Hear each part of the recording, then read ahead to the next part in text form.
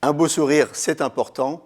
L'esthétique dentaire, une discipline en pleine expansion. On en parle tout de suite avec mes invités.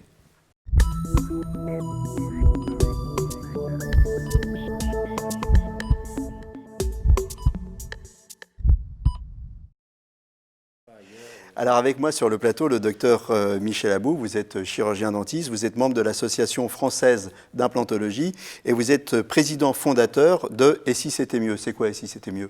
Et si c'était mieux, c'est un organisme de formation et de communication pour les chirurgiens dentistes. Voilà, avec moi sur le plateau aujourd'hui, pas un, mais 3 invités qui vont venir témoigner. Alors, merci déjà d'avoir accepté de venir témoigner. Vous allez vous montrer vos belles dents. Alain Rezeau, qui a subi une reconstruction de la mâchoire supérieure. Arnaud Delgado, vous avez subi une reconstruction des 2 mâchoires supérieures inférieures. Et Florent Vaille, vous avez des implants postérieurs et facettes antérieures. Voilà. Donc, docteur Michel Abou, avant de parler de nos invités, la cosmétique dentaire, c'est aussi le blanchiment des dents. Tout bêtement, ça commence par là. Ça peut commencer par là. Ça peut commencer par là. Ça peut commencer par là. Ça fait mal le blanchiment des dents? Non, aujourd'hui ça ne fait pas mal. Avec les techniques dont nous disposons, ça ne fait pas mal. C'est du non-invasif, c'est-à-dire qu'on n'altère pas la structure des dents. C'est un produit qu'on met sur les dents. C'est un produit qu'on met, voilà. Ça. Alors après on peut faire, il y a des séances qui se passent entièrement au fauteuil si les gens veulent un résultat immédiat, ou alors des séances qui se passent avec des gouttières et des produits. C'est cher? C'est toujours un petit peu cher. Dès qu'on veut être dans le qualitatif et dans l'encadrement professionnel, c'est forcément un petit peu cher. Donc, ce que vous me dites en creux, c'est attention aux produits qu'on voit dans le commerce. C'est pas forcément très efficace, ou ça peut être dangereux, ou c'est quoi? Non seulement c'est pas efficace, ça peut être nocif, délétère. Il y a même une étude qui est sortie très récemment qui a prouvé que la plupart, c'est 95% des produits qui sont dans le commerce, y compris dans certaines pharmacies, qui ont non seulement au mieux pas beaucoup d'activités blanchissantes et au pire un effet délétère. Donc le blanchiment. Après, il y a l'orthodontie. L'orthodontie, alors on pense souvent que c'est les enfants avec les vagues, comme ça, mais de plus en plus d'adultes vont chez l'orthodontiste. Oui, alors c'est pas après, c'est un autre mode de correction esthétique. Oui, en effet, aujourd'hui, il y a une sorte de mode de vouloir avoir des dents plus ou moins bien alignées, bien qu'au Japon, c'est le contraire. On essaie d'avoir des dents maintenant qui sont plus ou moins perturbées. C'est on retournera chez l'orthodontiste pour qu'il nous les remette. Ça se fait. Ça se fait. Au Japon, c'est comme ça que ça se passe. L'orthodontie, oui, y compris à l'âge adulte, c'est réaligner les dents, soit de façon classique avec des bagues, soit maintenant avec un système de gouttières qu'on appelle des aligneurs, qui permettent d'arranger progressivement des mauvais alignements dentaires. C'est Tom Cruise qui avait lancé la mode il y a quelques années. Alors, on a parlé du non-invasif, maintenant on va parler du mini-invasif. Alors, on va parler du mini-invasif avec vous, Florent. Vous avez, alors souriez quand même, vous avez des facettes, c'est ça? C'est quoi les facettes? En fait, les facettes, ça consiste à garder sa dent initiale. Oui. Et donc la facette... Et on la recouvre. On la recouvre. Ça, on la recouvre en dessous. Exactement. Donc c'est comme un peu cimenté, on va dire. Je vais vous poser une question bête. On la recouvre, mais alors on met ça quand on a un rendez-vous, quand on sort, on met ses facettes, ou alors elles sont permanentes? Ça reste là tout le temps. C'est comme mes vraies dents maintenant. C'est vos vraies dents. Ouais, exactement. Ça ne s'altère pas, la couleur ne change pas, c'est solide. Vous n'avez pas peur quand vous croquez une pomme de vous péter une facette? J'ai peur de les casser, mais impossible en fait. C'est impossible. En mangeant une pomme, c'est très très solide. D'accord. C'est non seulement d'un point de vue du point de vue technique, oui, on remplace une très fine pellicule de l'émail par une très fine pellicule de céramique. En général, il y a des résines, mais c'est beaucoup moins pérenne. Mais le mieux, c'est la céramique. Et une fois que c'est collé, selon un protocole bien défini... Alors, c'est collé ou emboîté? Non, c'est emboîté-collé. C'est emboîté-collé. Emboîté-collé. On recouvre une partie postérieure qui, elle, est plus... C'est quoi la partie postérieure? En fait, c'est surtout la partie antérieure, la partie qu'on appelle vestibulaire de la dent, et avec un petit retour, en général, sur la partie... Voilà, qui va permettre de clipper, en quelque sorte. Qui va permettre de clipper. Voilà, mais c'est surtout un collage chimique entre la céramique et la structure dentaire. Alors bien sûr, là, pour qu'il n'y ait pas de différence, il faut faire toutes les dents. Alors, le Parce que plus sinon, il y a une difficile, différence de couleur, alors, ou alors- à la limite, c'est ce qu'il y a de plus facile parce qu'avec le même bain de céramique, on fait les mêmes dents. Le plus difficile, c'est de faire une facette céramique sur une seule dent qui est éventuellement altérée et d'imiter parfaitement les autres dents. Ça fait mal, ça? Pas du tout. Pas du tout. Donc vous, aucun regret si c'était à Aucun refaire? regret, Ça non. vous a changé la vie? Exactement. Avoir un beau sourire, ça donne quoi? De la confiance? Oui, ça- de la confiance. Ouais. Qu'est-ce que vous faites comme métier? Je suis retoucheur photo. D'accord. Donc c'est des métiers où Voilà. je suis derrière un ordinateur. Donc, bon. Ok. Bon, mais c'est plutôt dans la vie sociale que ça donne de la confiance. Oui, Voilà. exactement. ouais. En clair, ça marche mieux pour vous aujourd'hui? Oui, j'ai eu beaucoup de compliments. D'accord. Quand il m'a consulté, c'était son seul complexe, il me disait. Ouais. Eh ben, il va falloir en chercher un autre maintenant. C'est ça. Voilà. La greffe gingivale. La greffe gingivale, eh bien, on est encore dans du mini-invasif, c'est-à-dire qu'on va juste changer ou corriger la texture ou la forme d'une gencive. Ça peut être simplement qualitatif, la gencive qui est de mauvaise qualité, qui est souvent enflammée, ou quantitatif, c'est-à-dire des dents qui sont un petit peu déchaussées, la gencive s'est rétractée, eh bien on est capable de faire des autogreffes gingivales. On prélève de la gencive à un endroit dans la bouche qui est en général le palais, et on vient greffer ce morceau de gencive à tout âge. Parce que c'est les absolument personnes à tout âgées qui ont âge. les dents qui se déchaussent souvent. Pas forcément. Pas forcément. Il y a aussi de Mais jeunes donc à tout âge. Oui, à tout âge, on fait des greffes. Ça marche Il y a- bien, ça? Il y a des jeunes, ça marche quasiment à 95% des cas.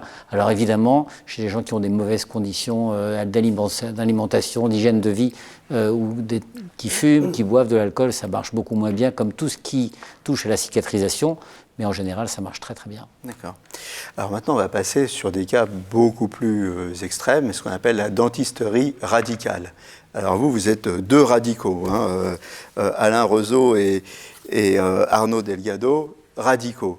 C'est-à-dire que, si j'ai bien compris, vous avez pris la décision à un moment de vous faire enlever toutes les dents pour ensuite avoir des reconstructions. Alors, un de la mâchoire supérieure et un de vous deux, vous, Voilà. c'est les deux mâchoires. Les deux. C'est ça?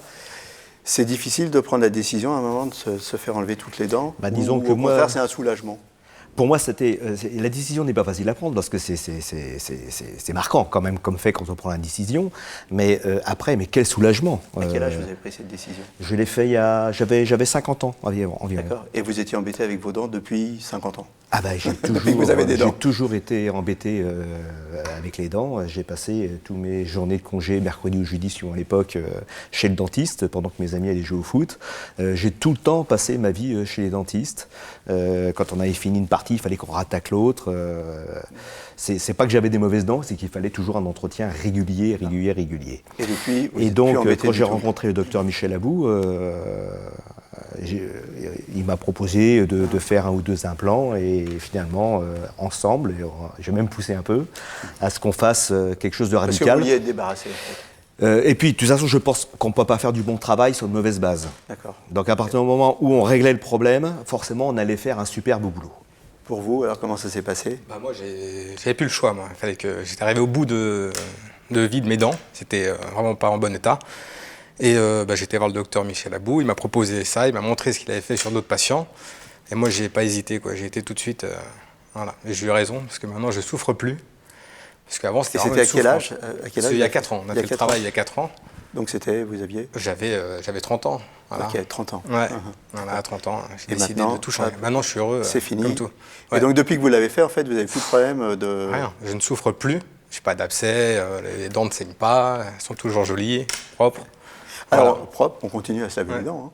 Ah oui, bien On les laisse sûr. laver les dents. Attention, c'est fixe. Ouais. Ce sont des vraies dents.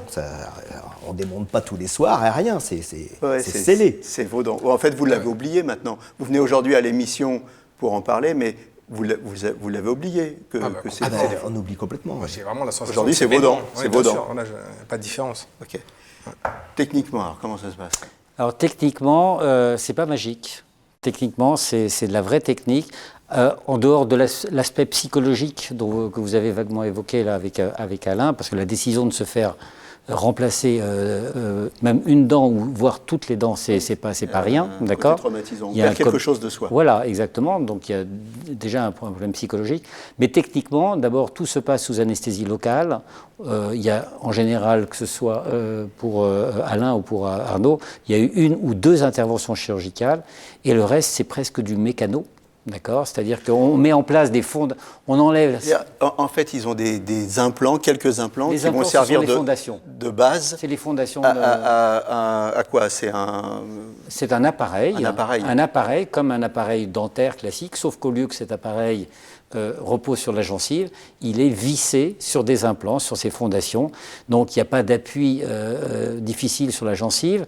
Ils peuvent croquer ce qu'ils veulent, les implants en dessous, c'est très solide. En revanche, comme vous le disiez tout à l'heure, ça ne veut pas dire que c'est terminé. Ça veut dire qu'il y a aussi un entretien à la maison régulier. Ils doivent se brosser les dents comme tout le monde. Il faut quand même une hygiène irréprochable. Il faut une hygiène irréprochable. Parce que vous avez envie de tout, sauf qu'un jour on vous dit vous avez une infection et il va falloir enlever. C'est dramatique. On n'est pas à l'abri d'une infection. Ça s'appelle des périimplantites qui peuvent affecter les implants. Donc le suivi est extrêmement important et il doit être très rigoureux, tant à la maison que professionnellement au cabinet. Donc à la maison, c'est quoi lavage de dents, bain de bouche régulier, c'est ça? Je pense que c'est quelque chose de classique, comme tout le monde doit faire. Comme tous les gens qui ont une bonne hygiène dentaire. Exactement. Ça ne change rien, ça. Voilà, ça Exactement, change rien. sauf qu'ils ont déjà perdu une première denture. Il ne faut pas prendre le risque de perdre la deuxième. Je suppose que vous êtes très vigilant là-dessus. Et on les aide. Vous ne vous bagarrez pas, par exemple. Aussi, Vous vouliez dire quelque chose? Oui, parce qu'il y a quand même quelque En chose... une minute, vraiment. En une minute? Oui, non, en 30 secondes. 30 secondes, bon, 15. Parce qu'il y a quelque chose de très important aussi, c'est que le docteur Aboum a fait ça en une journée. C'est-à-dire parce que donc vous êtes ressorti, vous étiez différent. On parle du côté technique, mais il y a aussi l'aspect rapidité qui a été exceptionnel et sans souffrance. C'est que je suis arrivé le matin, il a fait le nettoyage, si on peut appeler ça comme ça, et le soir, je suis reparti avec une prothèse provisoire. Personne ne voit la différence. Donc un côté miraculeux. Moi, je trouve ça fantastique, avec les implants tout posés. Alors, on arrive à la fin de l'émission. Une réaction, vous regrettez rien? Pas du tout. Hein? Rien du tout. Voilà. Aucune souffrance. Et pourtant, ça a été un chemin parfois, long quand même, et douloureux ou pas? Non, pas de souffrance, vous venez de le dire. Zéro. Donc vous regrettez rien. Moi non plus, j'ai rien senti. Vous, c'est vos dents. Moi, c'est mes dents. Mais quand je leur ai fait le travail, j'ai rien senti. Pour l'instant.